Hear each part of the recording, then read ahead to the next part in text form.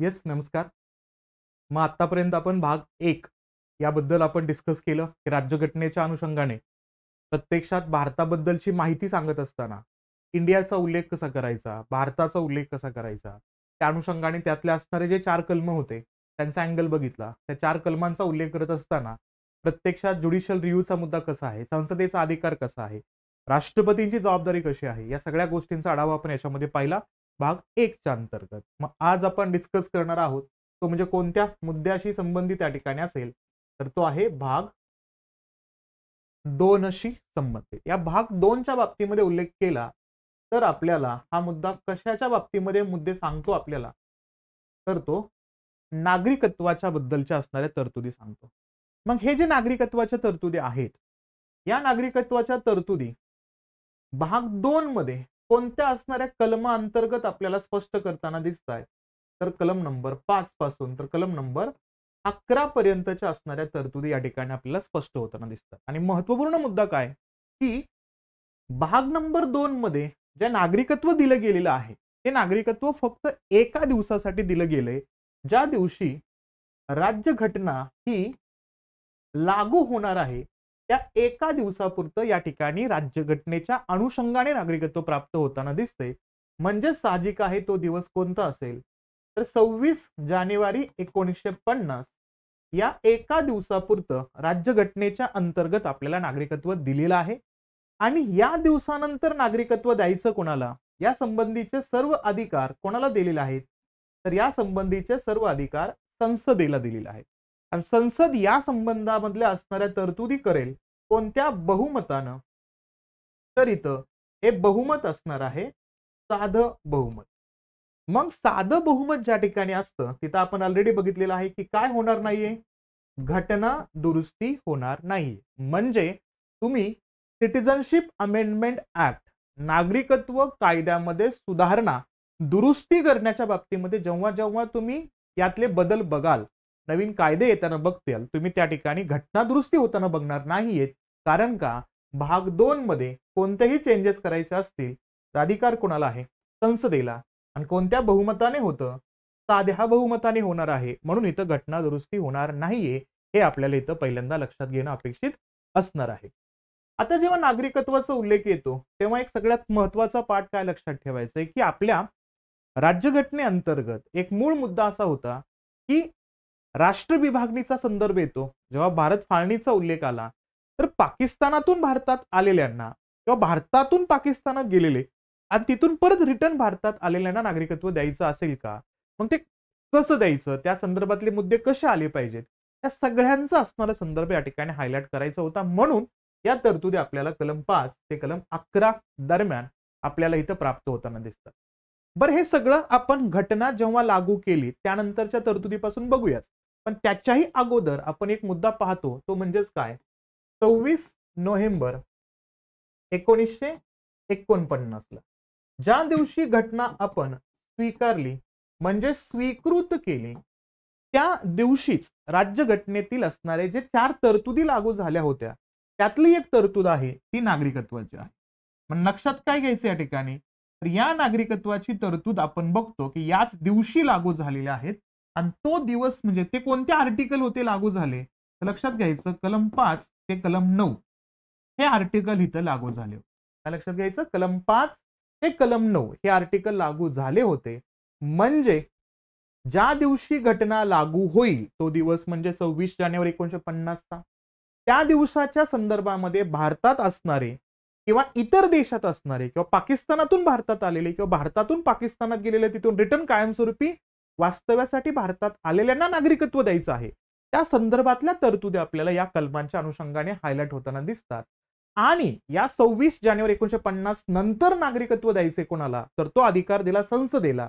आणि त्या संसदेच्या अधिकारासाठी कोणत्या कलमाचा उल्लेख करतो आपण, तर कलम 10 आणि कलम 11 या 2 कलमांचा उल्लेख करतो. हे इथं लक्षात घेणं अपेक्षित असणार आहे. ठीक आहे. म्हणून इथं कलम 5 ते 11 या कलमाला आपण 3 टप्प्यामध्ये डिवाइड करू शकतो. कसं 3 टप्प्यामध्ये डिवाइड करायचं या ठिकाणी, तर सगळ्यात महत्त्वपूर्ण मुद्दा काय बघा इथं. पहिल्यांदा कलम 5 ते कलम 8 हे जे कलम आहेत का, ते एका दिवसासाठी नागरिकत्व देतात. कोणता दिवस, 26 जानेवारी 1950. या दिवशी भारताचे नागरिक कोण, भारतीय कोण याबद्दलची क्लॅरिटी देतो कलम 5 ते 8. कलम नंबर 9 सांगतो आपल्याला की भारताचं नागरिकत्व रद्द कोणकोणत्या प्रोव्हिजनच्या माध्यमातून होईल, रद्द कोणकोणत्या तरतुदीच्या अंतर्गत होईल, आपलं नागरिकत्व कसं रद्द होईल हे सांगतो कलम 9. आणि कलम 10 आणि कलम 11 या दोन कलमांच्या बाबतीमध्ये अधिकार कोणाचा हायलाइट होतो, तर अधिकार हायलाइट होतो संसदेचा. म्हणजे किमान बेसिक स्वरूपामध्ये आपल्याला हे मुद्दे माहिती असणं अपेक्षित आहे. या असणाऱ्या नागरिकत्वाच्या मुद्द्यांना हायलाइट करत असताना हे आपण इथं समजून घेण्याचा प्रयत्न करायचा. सिंपल मुद्दा या बेसिक स्वरूपामध्ये. पण ब्रिटिश होते तेव्हा भारतीयांच्या नागरिकत्वाचा संदर्भ कसा होता, ब्रिटिश निघून गेले तेव्हा भारत आणि पाकिस्तानसाठी नागरिकत्वाचा उल्लेख कसा होता, आणि जेव्हा प्रॅक्टिकली फक्त भारताचा संदर्भ राहिला तेव्हा भारतीयांच्या नागरिकत्वाचा उल्लेख कसा येतो, तर त्यासाठी आपण एक सगळ्यात महत्वपूर्ण सिंपल मुद्दा बघतो, तो म्हणजे इंडियन पासपोर्टच्या बाबतीमध्ये. आणि जेव्हा आपल्याला लक्षात येतो की भारतीय पासपोर्टचा संदर्भ किती महत्वाचा आहे का, कारण आपण जरी गुलामगिरीच्या व्यवस्थेमध्ये असू तरी सुद्धा आपल्याला पासपोर्ट अलोकेट होणं हे गरजेचं होतं. आणि हे ब्रिटिशांनाही माहिती होतं की भारतीयांच्या अनुषंगाने जेव्हा ट्रेड आणि ट्रान्सचा मुद्दा येतो, म्हणजे व्यापार करायचा आहे, तर जे भारतीय आहेत आणि त्यातले असणारे काही एलिट भारतीय असतील असं म्हणूया आपण, जे श्रीमंत भारतीय आहेत त्यांना सुद्धा अशा पद्धतीचे असणारे पासपोर्ट देणं हे गरजेचं असणार आहे. मग असे जे पासपोर्ट आहेत ते ब्रिटिशांनी द्यायला सुरुवात कधी केली, आणि त्या सुरुवातीचा संदर्भ पाहिला तर लक्षात ठेवायचं इथं ही सुरुवात होते कधी, तर 1920 मध्ये त्यांनी ब्रिटिशांच्या कालावधीमध्ये भारतीयांसाठी आलेला पहिला पासपोर्टचा कायदा दिसतो, त्यालाच म्हणायचं इंडियन पासपोर्ट ऍक्ट 1920. लक्षात घ्यायचं, ब्रिटिशांच्या कालखंडामध्ये आलेला पहिला पासपोर्टचा कायदा हा असा जवळपास पासपोर्ट दिसतो, ब्रिटिश इंडियन पासपोर्ट असं याच्यावरती नाव आहे, आणि इंडियन एम्पायर असं नाव दिलंय. रिपब्लिक ऑफ इंडिया किंवा डेमोक्रेसी ऑफ इंडिया असा काही उल्लेख नाही, नाव काय इंडियन एम्पायर. म्हणजेच इथं मुळात ब्रिटिशांच्या आधिपत्याखालीचा मुद्दा दिसतोय, म्हणून तर तुम्हाला लोगोच्या अनुषंगाने सुद्धा संदर्भ दिसतो, तो म्हणजे एक प्रकारे ब्रिटिशांचा. आता क्लिअरली फोटो अवेलेबल नाहीये, त्याच अनुषंगाने मी हा मुद्दा याच्या समोर तुमच्या समोर मांडलाय, ते तुम्ही बघू शकता. कारण संदर्भ पाहिला तर कोणत्या कायद्याचा, 1920चा. बरं, आज सध्याला जे इंडियन पासपोर्ट रन होत आहे तर त्या संबंधातला असणारा कायदा कोणता आहे, तर लक्षात घ्यायचं तो म्हणजेच काय, तर पासपोर्ट ऍक्ट 1967 आहे, हे इथं लक्षात घ्यायचं. म्हणजे हा पासपोर्ट ऍक्ट आपल्याला संसदेच्या अधिकारांच्या माध्यमातून तयार होताना दिसतो आजच्या स्वरूपामध्ये, लक्षात घ्यायचा. आणि आज हा जो पासपोर्ट आहे का तो मला जनरली दिसतो या असणाऱ्या नेव्ही ब्ल्यू कलरच्या अनुषंगाने दिसतो. हा असणारा इंडियन पासपोर्टचा उल्लेख येतो, सत्यमेव जयते या असणाऱ्या मोटोला घेऊन आपण या पासपोर्टचा उल्लेख करतो, आणि रिपब्लिक ऑफ इंडिया भारतीय गणराज्य किंवा भारत गणराज्य या अनुषंगाने आपण पाहतो. आणि या असणाऱ्या पासपोर्टच्या बाबतीमध्ये नोडल एजन्सी काम कोण करतं, म्हणजे प्रत्यक्षात हे पासपोर्ट कोण इश्यू करतो, तर त्या पासपोर्टच्या बाबतीमध्ये पाहिलं तर ministry of external affairs. Okay, म्हणजे या ठिकाणी लक्षात घ्यायचं आपल्याला हा मुद्दा परराष्ट्र मंत्रालयाच्या माध्यमातून रन होताना दिसतो. आणि या असणाऱ्या पासपोर्टचा थोडासा इतिहास पाहिलं तर मागाशीच पाहिलं की पहिला व्हर्जन कधी रिलीज झाला होता, तो ब्रिटिश कालखंडामध्ये होता 1920 मध्ये. आणि आता जो लेटेस्ट आहे का पासपोर्ट, तो आता 2021च्या अनुषंगाने रिलीज होताना दिसतोय. कायदा 67चा आहे, पण पासपोर्ट जो आता नवीन व्हर्जन रिलीज झालाय तो शक्यतो कसा आहे, बायोमेट्रिक फॉर्म मध्ये आता देण्याचा प्रयत्न झालाय. मुळात या बायोमेट्रिक फॉर्मचा किंवा ई पासपोर्टची सुरुवात 2010च्या कालखंडाच्या अंतर्गत होताना दिसते. आता त्याला बायोमेट्रिक फॉर्म मध्ये आपण आता इंट्रोड्यूस केलेला आहे 2021 मध्ये, तेही लक्षात ठेवायचं. आणि महत्वपूर्ण मुद्दा, या असणाऱ्या पासपोर्टची लाईफ किती असते, त्याचं असणार एक्सपायरेशन कधी असेल, तर लक्षात घ्यायचं अडल्टसाठी म्हणजे 18 वर्षाच्या वरील असणाऱ्या व्यक्तींसाठी पासपोर्ट जे असते ना त्याची लाईफ असते 10 वर्षांची. आणि ज्यांचं एज ग्रुप हा 15 ते 18 पर्यंत असणार आहे त्यांच्या असणाऱ्या पासपोर्टची लाईफ होते ही वेरी असते, म्हणजे किती 5 वर्षापासून ते 10 वर्षापर्यंत त्या ठिकाणी दिली जाऊ शकते. आणि जे मायनर आहेत का, म्हणजे ज्यांचं वय 18 वर्षांच्या आतमध्ये आहे त्यांच्यासाठीच असणारं पासपोर्टची लाईफ आहे 5 वर्षाची, हेही आपल्याला इथं लक्षात घेणं अपेक्षित असणार आहे. आणि जेव्हा आपण भारताच्या पासपोर्ट बद्दल बोलतो तेव्हा एक मुद्दा याच्यासोबत ऑटोमॅटिकली जोडायचा, तो म्हणजे पाकिस्तानसाठीच्या असणाऱ्या पासपोर्टचाही मुद्दा इथं आणला होता का, तर लक्षात घ्यायचं, जेव्हा भारत आणि पाकिस्तान दरम्यान विभाजन चालू होतं, भारताची फाळणीचा मुद्दा बोलला जातो, म्हणजे माउंट बॅटन योजना जेव्हा अंमलबजावणी केली जात होती, म्हणजे संदर्भ कोणता असेल या ठिकाणी, तर तो संदर्भ असेल, तो दिवसाचाही उल्लेख लक्षात ठेवायचा आपल्याला, तो म्हणजे कुठला, तर 18 जुलै 1948 चा संदर्भ या असणाऱ्या कालखंडाला आपण काय म्हणतो, जिथं भारतीयांना मायग्रेशन करायला, पाकिस्तानी लोकांना मायग्रेशन करायला 1 वर्षाचा कालावधी दिला होता, ज्याला म्हणतो आपण त्या ठिकाणी भारत स्वातंत्र्याच्या कायद्याला. म्हणजे याच्या पाठीमागे जायचं 1 वर्ष, म्हणजे कधी, 18 जुलै 1947. या कालखंडामध्ये प्रत्यक्षात भारताची फाळणी होताना दिसते. म्हणजे हा कायदा मंजूर झाला माउंट बॅटन योजनेच्या अनुषंगाने, याच दिवशी आला. मग तो कायदा कुठला असेल, तर भारत स्वातंत्र्याचा कायदा, आणि याच दिवशी असेल पाकिस्तान स्वातंत्र्याचा कायदा. ओके. आणि याच कालखंडामध्ये या दोन्ही असणाऱ्या देशांसाठी जो काही रॅडक्लिफ लाईनच्या अनुषंगाने पासपोर्ट असाइन झाला का, त्या पासपोर्टच्या अनुषंगाने हे कंबाईन स्वरूपामध्ये भारत आणि पाकिस्तान या दोघांसाठीचा असणारा पासपोर्ट आहे. थोडासा मरून कलरचा दिसतो आपल्याला, लक्षात घ्यायचं, इंडिया पाकिस्तान पासपोर्ट. आणि तो दोघांना पण देण्यात आला. नाव दोघांसाठी कॉमन आहे, पण भारताच्या हद्दीमध्ये असेल, रॅडक्लिफ लाईनच्या अलीकडचं असेल, तर इथं नाव असेल रिपब्लिक ऑफ इंडिया, आणि तिथं बघितलं तर त्या ठिकाणी पाकिस्तानचा उल्लेख आपण करू. हे तर लक्षात घ्यायचं. पासपोर्ट हा जेव्हा फाळणी झाली तेव्हा दोघांसाठी एकत्र पद्धतीनं पासपोर्ट ह्या ठिकाणी मंजूर करण्यात आला होता, हे लक्षात घ्यायचं. पण जनरली आत्ताच्या स्वरूपामध्ये बोलायचं असेल, म्हणजे प्रत्यक्षात जेव्हा 26 जानेवारी 1950 चा दिवस येतो, त्यानंतर भारतीय कोण, भारतीयांना नागरिकत्व कसं द्यायचं या संबंधामध्ये संसदेचा अधिकार येतो. संसद 1955 चा भारतीय नागरिकत्व कायदा तयार करतो, आणि त्यानंतर प्रत्यक्षात आपल्या भारतीय व्यवस्थेमध्ये हे सगळे मुद्दे रन होतात. तर त्या अनुषंगाने आत्ताच्या परिस्थितीमध्ये जनरली किती प्रकारचे पासपोर्ट आपण बघतो, तर 3 प्रकारचे पासपोर्ट रिलीज होताना दिसतात आपल्याला. आणि त्या 3 प्रकारच्या पासपोर्टचा उल्लेख बघत असताना पहिला कोणता पासपोर्ट येतो या ठिकाणी, तर याला म्हणायचं ऑर्डिनरी पासपोर्ट, जो असतो नेव्ही ब्ल्यू टाईपचा.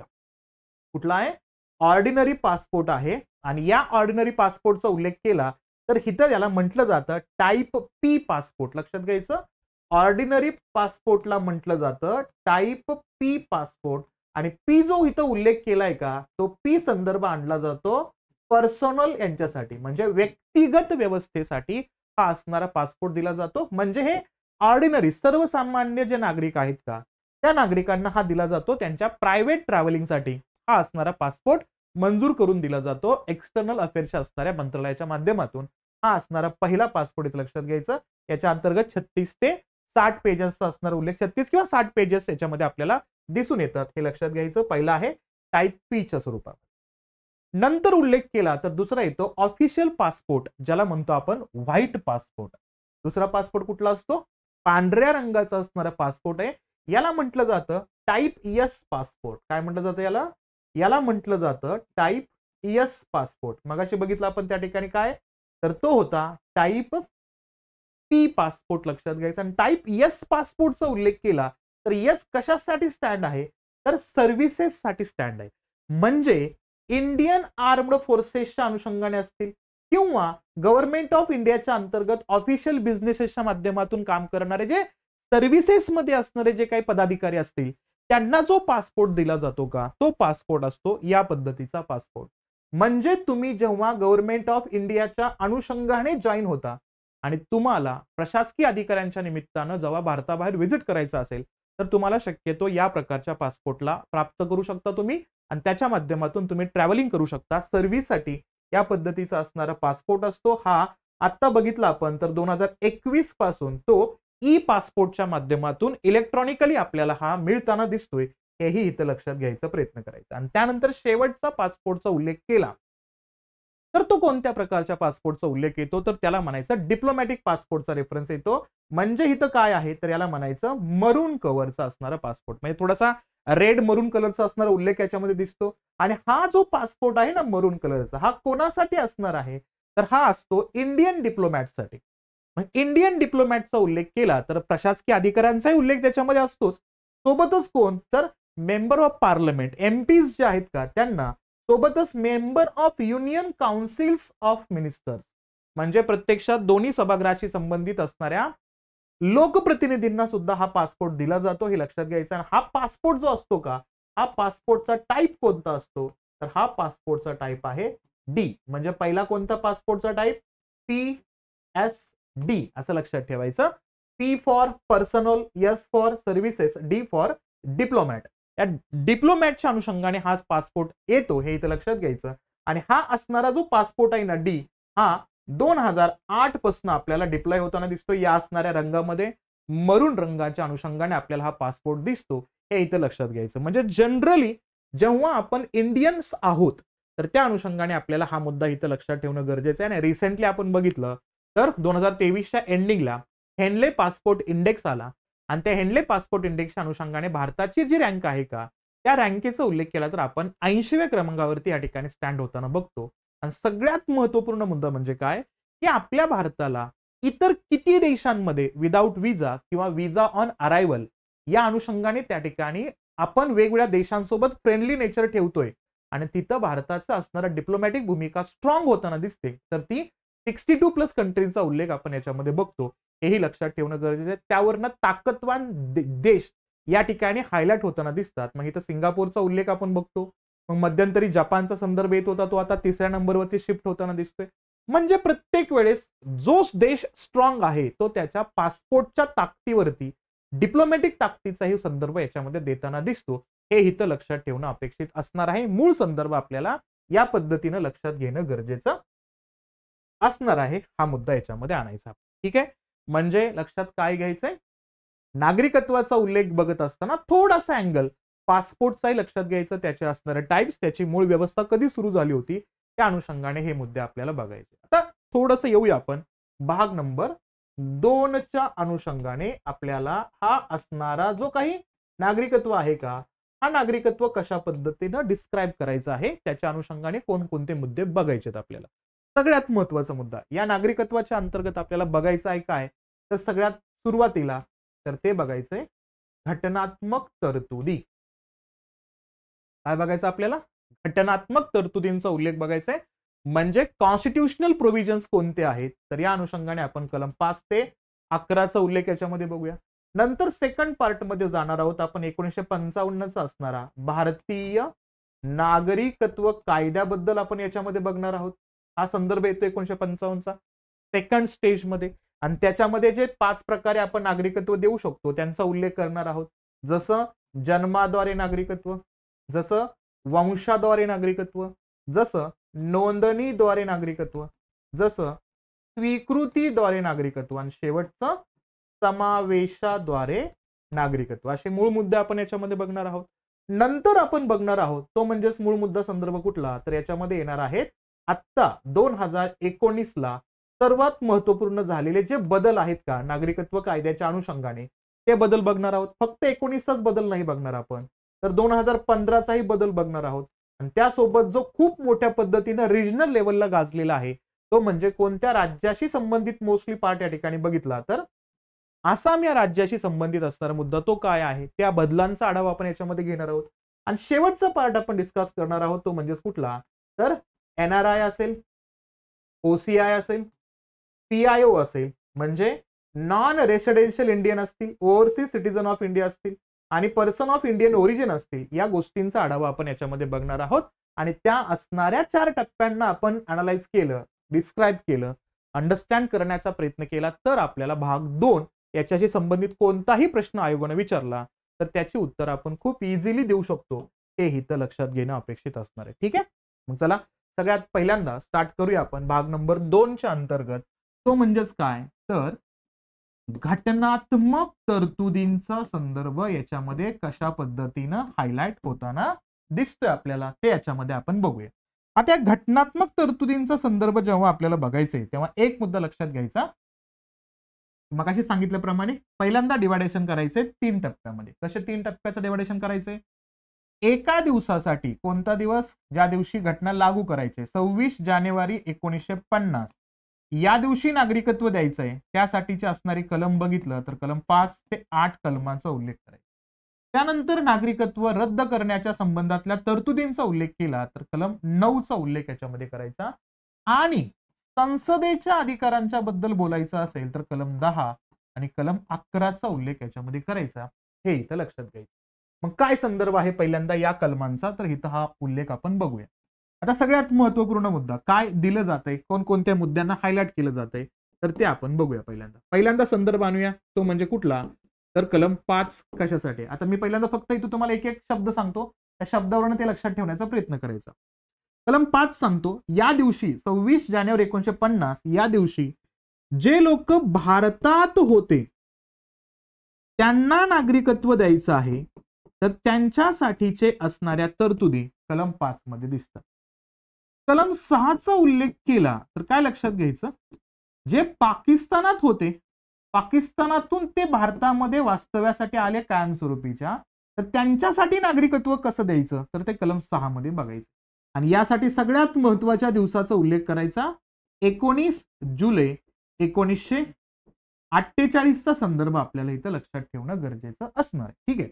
पुढं कोणत्या कलमाचा उल्लेख करायचा, कलम 7चा संदर्भ बघायचा. इथं काय लक्षात घ्यायचं, अगोदर ते भारतातच होते, त्यानंतर ते पाकिस्तानात गेले, परत त्यांना वाटलं की इथं काय खरं नाही बाबा, आपण रिटर्न भारतात जाऊया, म्हणून ते परत भारतात आले. अशांना नागरिकत्व द्यायचंय, तर ते कलम 7च्या अनुषंगाने असेल. आणि त्यासाठी कोणत्या दिवसाचा उल्लेख करायचा इथं, तर 1 मार्च 1947 या तारखांचा उल्लेख करायचा.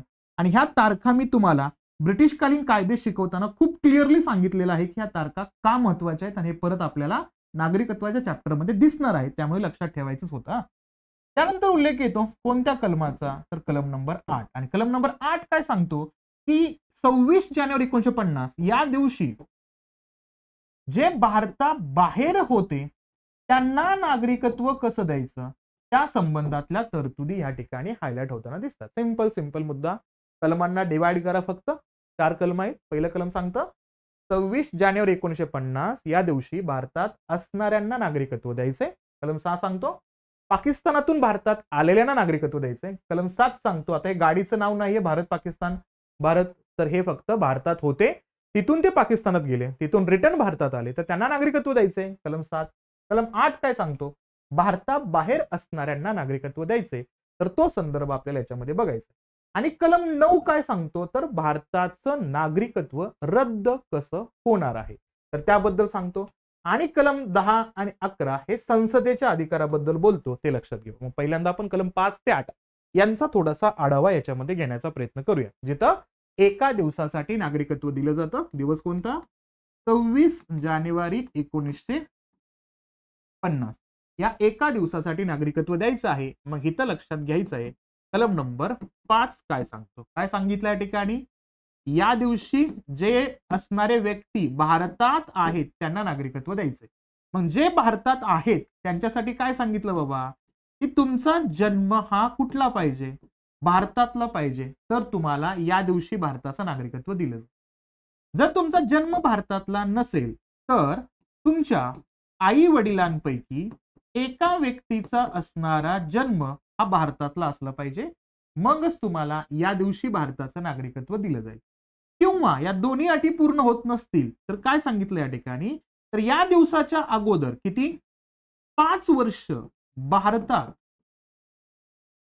सतत आणि सलग वास्तव्य करणाऱ्या असणाऱ्या व्यक्तीला सुद्धा भारताचं नागरिकत्व दिलं जाईल कलम 5 नुसार, कारण ते 26 जानेवारी 1950 ला भारतात आहेत, त्या अनुषंगाने त्यांना नागरिकत्व दिलं जाईल. आता हे जबाबदारी कोणाकडे, कोण रजिस्ट्रेशन करणार, तर हे रजिस्ट्रेशन करण्यासाठी हा उल्लेख येतो कलम 324 चा.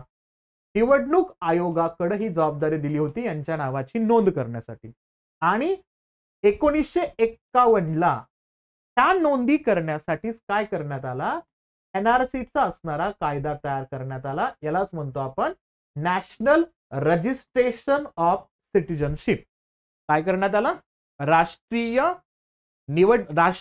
जनगणनेच्या अनुषंगाने जो मुद्दा आपल्याला भारतीयच्या नागरिकत्वाच्या अंतर्गत नोंदणी करायचे, तर तो नोंदणीचा असणारा कायदा या ठिकाणी करण्यात आला. मग लक्षात घ्यायचं, राष्ट्रीय पातळीवरती लागू होणारा नागरिकत्व नोंदणी कायद्याचा उल्लेख येतो 1951 चा. तो लागू झाला, त्या असणाऱ्या कायद्याच्याच माध्यमातून एनआरसीच्या अंतर्गत नागरिकत्वाची नोंद व्हायला सुरुवात झाली 1951 पासून. पण सुरुवातीला याचा उल्लेख कोणाकडे होता? निवडणूक आयोगाकडे होता. हे इथं लक्षात घेणं अपेक्षित असणार आहे. पण कलम 5 नुसार जे भारतात होते त्यांना नागरिकत्व कसं दिलं जाईल? तर या असणाऱ्या कंडिशन पैकी कोणती एक कंडिशन पूर्ण करणाऱ्या व्यक्तीला भारताचं नागरिकत्व दिलं जाईल हा उल्लेख याच्यामध्ये लक्षात ठेवा. याला जोडूनच एक कलम लक्षात घ्यायचं, तो म्हणजेच कोणता? तर तो आहे कलम नंबर 8. म्हणजेच काय?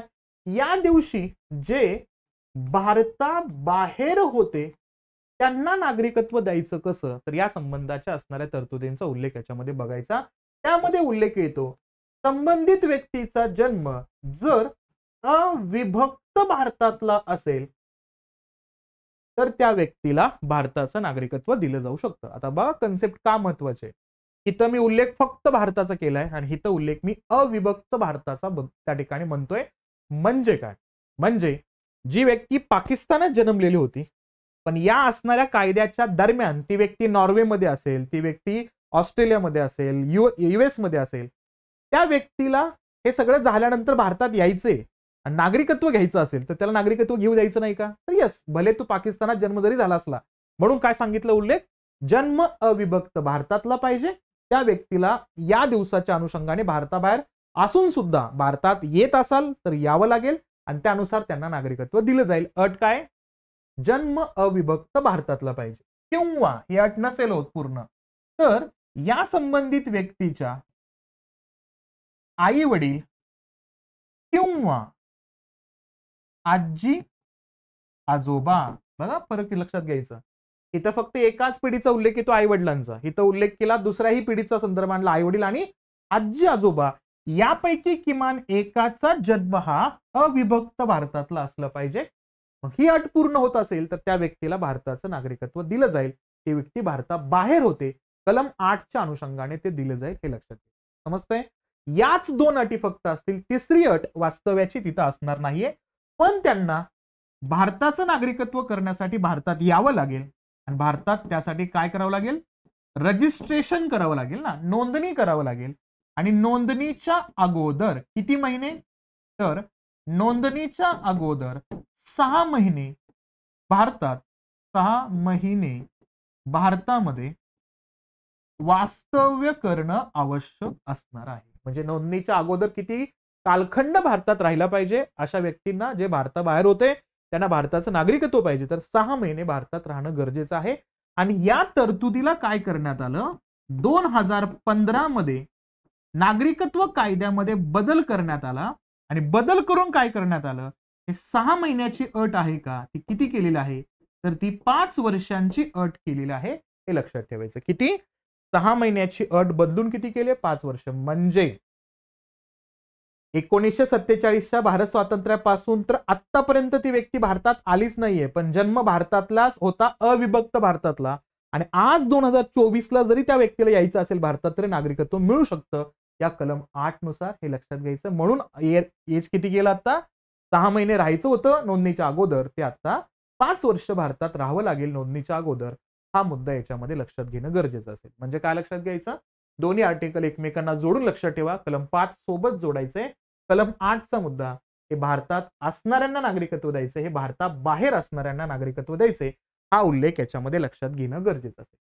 त्यानंतर येतो कलम 6 आणि कलम 7. हे दोन्ही मुद्दे थोडेसे सोबत जोडून लक्षात ठेवणं अपेक्षित असणार आहे. कलम 6 सांगतो काय बघा. काय सांगतो कलम 6? कलम 6 सांगतो पाकिस्तानातून भारतात आलेल्यांना नागरिकत्व द्यायचे. काय उल्लेख केलाय? पाकिस्तानातून भारतात. मग कोणत्या दिवसाबद्दल बोललं जाते? तर एक दिवस लक्षात घ्यायचं. 19 जुलै 1948. का हा दिवस घेतला? कारण 18 जुलै 1947ला भारत स्वातंत्र्याचा कायदा मंजूर झाला आणि त्या स्वातंत्र्याच्या कायद्याच्या अनुषंगाने प्रत्यक्षात 1 वर्षाचं म्हणजे माउंटबॅटन योजना मंजूर झाली आणि भारत स्वातंत्र्याचा कायदा आला. तर त्या अनुषंगाने स्वातंत्र्याचा कायदा आलाय म्हणून मायग्रेशनसाठी 1 वर्षांचा कार्यकाल दिला. म्हणून तारीख घेतली 18 जुलै न घेता 19 जुलै घेतली. त्यानंतरचं म्हणजे पूर्ण 1 वर्ष कंप्लीट होईल. तर 19 जुलै 1948 ची तारीख दिली मायग्रेशनसाठी. मग लक्षात घ्यायचं. जर समजा 19 जुलै 1948च्या पूर्वी पाकिस्तानातून भारतात व्यक्ती आली असेल तर त्या व्यक्तीला भारताचं नागरिकत्व लगेच दिलं जाईल, म्हणजे तात्काळ दिलं जाईल. त्याला काय अट वगैरे किंवा मागणी करायची गरज नाहीये. रजिस्ट्रेशन सुद्धा भारत सरकार करेल. त्यामुळं त्याला नोंदणीची सुद्धा स्वतःहून करायची आवश्यकता नाही. प्रत्यक्षात जावं तर लागेल नोंदणीकडे, पण तिथं जबाबदारी भारत सरकारची असेल नोंदणी करायची सुद्धा. कधी? या दिवसाच्या अगोदर आला असेल तर. पण या दिवसाच्या नंतर आला असेल, नंतर कधी पण येऊ द्या मग तो, आता जरी आला तरी चालेल. तर नंतर आला असेल तर त्याला काय करावं लागेल या ठिकाणी? तर त्याला नोंदणी करावं लागेल भारतामध्ये. आणि नोंदणीच्या अगोदर त्याला किती महिना भारतात वास्तव्य करावं लागेल? तर 6 महिने भारतात वास्तव्य करावं लागेल. आणि हाच 6 महिन्याचा क्रायटेरिया 2015च्या दुरुस्तीनं किती केला? 5 वर्ष केलेलं आहे. हे पण इथं लक्षात घेणं अपेक्षित आहे. अट काय याच्यामध्ये? तर अट असेल संबंधित व्यक्तीचा जन्म, म्हणजे त्या स्वतः व्यक्तीचा असणारा जन्म किंवा आई वडील, आजी आजोबा यापैकी एकाचा जन्म कुठला असला पाहिजे? अविभक्त भारतातला असला पाहिजे. ही एक कॉमन अट याच्यामध्ये असेल. हे इथं लक्षात ठेवायचं. जे कुठून कुठे आलेत आता? पाकिस्तानातून भारतात आलेले नागरिक आहेत, त्यांनाही नागरिकत्व द्यायचं आहे. भले ते 2024 ला का आला असं ना, त्यांना 5 वर्ष भारतात वास्तव्य करणं आवश्यक असेल नोंदणीच्या अगोदर. हा संदर्भ येतोय कलम 6च्या अनुषंगाने. कलम 7 काय म्हणतोय बघा? कलम 7 म्हणतोय भारतात होते, भारतातून गेले पाकिस्तानात, तिथून रिटर्न परत आले कुठं? कायमस्वरूपी वास्तव्यासाठी भारतात आले तर त्यांना नागरिकत्व द्यायचंय. मग यासाठी दिवस कोणता आहे? तर यासाठी दिवस आहे 1 मार्च 1947 हा दिवस लक्षात ठेवायचा. हा दिवस का महत्वाचा आहे? कारण फेब्रुवारीच्या 20 तारखेला 1947 ला ब्रिटिशांनी एक घोषणा केली होती. आणि ती घोषणा म्हणजेच कोणाची घोषणा आपण म्हणतो? तर ॲटलींची घोषणा होती, त्यांच्या प्राईम मिनिस्टरची. आणि ती घोषणा काय होती? की जून 1948च्या पूर्वी भारताचे सार्वभौम शासन व्यवस्था भारतीयांच्या ताब्यात देऊन आम्ही भारतातून निघून जाऊ. मग त्या घोषणेमुळं हे तर कन्फर्म झालं होतं ब्रिटिश भारतातून निघून जाणार आहे. मग ब्रिटिश भारतातून निघून जाणार असतील तर साहजिक आहे या ठिकाणी फाळणीचा मुद्दा परत एकदा चर्चेमध्ये येईल. मग त्या अनुषंगाने मुस्लिम लीग पाकिस्तानची मागणी प्रखरतेने करायला सुरुवात होईल. त्यामुळं मायग्रेशनचा मुद्दा, स्थलांतरितांचा मुद्दा परत एकदा चर्चेमध्ये येणार होता. म्हणून घटना समितीच्या अंतर्गत दिवस कन्फर्म करण्यात आला 1 मार्च 1947 हे लक्षात ठेवायचं. मग काय वाक्य इथं नीट आहे का? इथं पूर्वी आणि नंतर दोन्ही मुद्दे होते. इथं फक्त काय बघा, 1 मार्च 1947 पर्यंत तो भारतात होता. लक्षात घ्यायचं, तो पर्यंत कुठं होता? भारतात होता. आता या दिवसानंतर तो कुठे गेला? तर तो भारतातून पाकिस्तानात गेला. काय लक्षात घ्यायचं? या दिवसानंतर तो भारतातून पाकिस्तानात गेला. आता तिथून त्याला असं वाटलं की आता आपण कायम स्वरूपी वास्तव्यासाठी कुठं आलं पाहिजे? भारतात आलं पाहिजे. म्हणून तो भारतात आला असेल तर त्याला नागरिकत्व दिलं जाईल. मग तो कधीपर्यंत येतोय?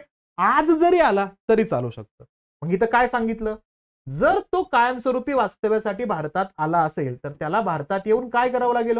भारतात येऊन नोंदणी करावी लागेल. आणि नोंदणीच्या अगोदर त्याला भारतात किती महिने राहावं लागेल? तर त्याला 6 महिने राहावं लागेल. आणि याच्यामध्ये बदल झाले 2015 ला. आणि किती वर्ष केलं? 6 महिन्याऐवजी 5 वर्षांचा मुद्दा याच्यामध्ये आणलेला आहे. हे लक्षात घ्यायचं. आणि अट काय? तर सेम अट लक्षात घ्यायची.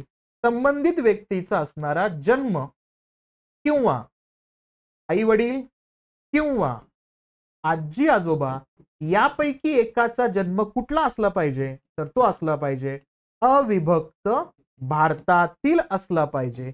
हा एकमात्र अट या दोघांसाठी सुद्धा लक्षात ठेवणं गरजेचं असणार आहे. मग त्यानुसार भारताचं नागरिकत्व प्राप्त होईल. साधा मुद्दा या ठिकाणी हे लक्षात ठेवणं अपेक्षित असणार आहे. ठीक आहे. कोणतं? कलम 6, कलम 7. हे काय? कलम 6 मध्ये काय? पाकिस्तानातून भारतात आलेले आहेत. कलम 7 चा उल्लेख केला तर भारतात होते, तिथून गेले पाकिस्तानात, तिथून रिटर्न आले भारतामध्ये. अशांना भारताचं नागरिकत्व द्यायचं असेल तर या तरतुदींचा संदर्भ याच्यामध्ये येतो. हे लक्षात ठेवायचं. म्हणजे कलम 5 ते 8 हे एका दिवसासाठी नागरिकत्व देतात. आणि जो कलम 9 आहे ना, तो अतिशय महत्वाचा कलम आहे. आणि याला म्हणायचं भारताचं नागरिकत्व रद्द करण्याच्या तरतुदी. कसा असेल? या ठिकाणी पहिला मुद्दा, संदर्भ लक्षात घ्यायचा. स्वेच्छेने काय केलं, स्वेच्छेने दुसऱ्या देशाचं जर नागरिकत्व स्वीकारलं तर भारताचं नागरिकत्व ऑटोमॅटिक रद्द होईल. काय लक्षात घ्यायचं, स्वतःच्या इच्छेने जर इतर देशाचं नागरिकत्व स्वीकारलं गेलं असेल तर भारताचं नागरिकत्व ऑटोमॅटिकली रद्द होईल. दुसरं, भारतापासून बाहेर सतत आणि सलग जर 7 वर्ष बाहेर असेल, किती वर्ष बाहेर येतो भारतापासून, सतत आणि सलग, म्हणजे तो काही वर्ष होता बाहेर रिटर्न आला तर नाही, म्हणजे सतत असलं बाहेर सलग त्या ठिकाणी 7 वर्षापेक्षा जास्त, तर त्याचं नागरिकत्व भारतातलं ऑटोमॅटिक रद्द होणार आहे, हे लक्षात घ्यायचं. याचा अर्थ असा समजला जातो की 7 वर्षानंतर सुद्धा त्यानं रिन्यूसाठी आपल्याकडे अर्ज केला नाहीये पासपोर्टसाठी किंवा तिथल्या विजाच्या अनुषंगाने, तर त्यानं त्या देशाच्या नागरिकत्वासाठी अप्लाय केलेला आहे असं आपण समजू शकतो. लक्षात घ्यायचं, सतत आणि सलग 7 वर्ष जर भारताबाहेर असेल तर त्याचं भारताचं नागरिकत्व रद्द होतं, हे लक्षात घ्यायचं. आणि तिसरी अट तितकीच महत्वाची आहे. आणि ती अट म्हणजेच कोणती असेल या ठिकाणी, तर तो संदर्भ असेल की प्रत्यक्षात जेव्हा त्याला भारताचं नागरिकत्व पाहिजे असेल आणि त्या नागरिकत्वाच्या अनुषंगाने तो मुद्दा हायलाइट केला जातो, तेव्हा आपल्याला दिसून येतं ते म्हणजेच काय, की जर त्यानं भारताचं नागरिकत्व स्वीकारलं असेल, म्हणजे काय, त्यानं भारताचं नागरिकत्व स्वीकारलं असेल, त्या नागरिकत्वाला स्वीकारल्यानंतर म्हणजे जो इतर देशाचा कुठलाही नागरिक असेल आणि त्याला जर भारताच्या नागरिकत्वाच्या अनुषंगाने भारताचं नागरिकत्व प्राप्त करून घ्यायचं असेल तर त्याला काय करावं लागतं, स्वीकृतीद्वारे भारताचं नागरिकत्व प्राप्त करावं लागतं. आणि जेव्हा स्वीकृतीद्वारे त्यानं भारताचं नागरिकत्व प्राप्त केलं असेल तर त्याला काय म्हणतो आपण आत्ताच्या कंडिशन मध्ये, तर त्याला 14 वर्षापैकी 11 वर्ष भारतात राहावं लागतं, मग त्याला भारताचं नागरिकत्व मिळतं. आता त्याला नागरिकत्व मिळालंय, मिळाल्यानंतरच्या 5 वर्षामध्ये किती म्हणतोय मी, नागरिकत्व मिळाले, त्याला स्वीकृतीद्वारे भारताचं नागरिकत्व मिळाले, पण या नागरिकत्वाच्या अनुषंगाने जर बघितलं आपण तर लक्षात घ्यायचं काय, प्रत्यक्षात इथं नागरिकत्व प्राप्त झाल्यानंतर सुद्धा कोणत्या अटींचा उल्लेख याच्यामध्ये करतो आपण, तर इथं लक्षात घ्यायचं 5 वर्षांच्या कालावधीमध्ये जर त्याला जगातल्या कोणत्याही तुरुंगामध्ये 2 वर्ष किंवा त्यापेक्षा जास्त कारावास झाला असेल, तुरुंगवास झाला असेल, तर भारताचं नागरिकत्व ऑटोमॅटिक रद्द होतं. हा प्रश्न तुम्हाला विचारून झालाय वारंवार, हे लक्षात घ्यायचं. राज्यसेवेला पण विचारलाय, कंबाईंडला सुद्धा विचारलेला आहे. किती, स्वीकृतीद्वारे जर भारताचं नागरिकत्व मिळालं असेल तर किती वर्षापर्यंत जर तुरुंगात असेल तर भारताचं नागरिकत्व रद्द होतं. तर लक्षात घ्यायचं, नागरिकत्व मिळाल्यानंतरच्या 5 वर्षामध्ये किती वर्ष तुरुंगात असला सतत आणि सलग, जर 2 वर्ष जर तो सतत आणि सलग जर तुरुंगात असला तर त्याचं भारताचं नागरिकत्व रद्द होतं, हे इथं लक्षात घेणं आवश्यक असेल. मग कलम 9 सांगतो नागरिकत्व रद्द करण्याच्या तरतुदींबद्दल हे बोलतो, हे इथं लक्षात ठेवणं अपेक्षित असणार आहे. हा मूळ संदर्भ याच्यामध्ये असेल, कशामध्ये, कलम 9 नागरिकत्व रद्द करण्याच्या तरतुदींचा संदर्भ याच्यामध्ये येतो, हे लक्षात ठेवायचं आपल्याला. ठीक आहे, आता येतोय मुद्दा, तो म्हणजे संसदेच्या अधिकाराचा. संसदेच्या अधिकाराचा उल्लेख आला तर इथं 2 कलमांचा मुद्दा हायलाइट करतो आपण, कलम 10 आणि कलम 11चा संदर्भ याच्यामध्ये येतो. काय आहे मग कलम 10, काय आहे मग कलम 11, या दोघांचा उल्लेख केला तर काय लक्षात ठेवायचं, नीट आहे का, मी आज भारतीय आहे का, तर येस मी भारतीय आहे, जन्मानं भारतीय आहे, मग त्या अनुषंगाने माझ्याकडं भारताचं नागरिकत्व आहे. बरं, माझं भारताचं नागरिकत्व कधीपर्यंत कायम असेल, थोडा विचार करा 2 मिनिटं, की माझं भारताचं नागरिकत्व कधीपर्यंत कायम स्वरूपातलं माझंच नागरिकत्व असणार आहे. सिंपल मुद्दा आहे की कलम 9 मध्ये जे नागरिकत्वाच्या संदर्भामध्ये रद्द करण्याच्या अटी आहेत तर त्या अटींची पूर्तता मी केली असेल तर माझं नागरिकत्व रद्द होईल. पण समजा कलम 9 मधल्या रद्दतेच्या तरतुदी सोडून द्या, तर माझं नागरिकत्व कायमस्वरूपी कधीपर्यंत असेल, मग लक्षात घ्यायचं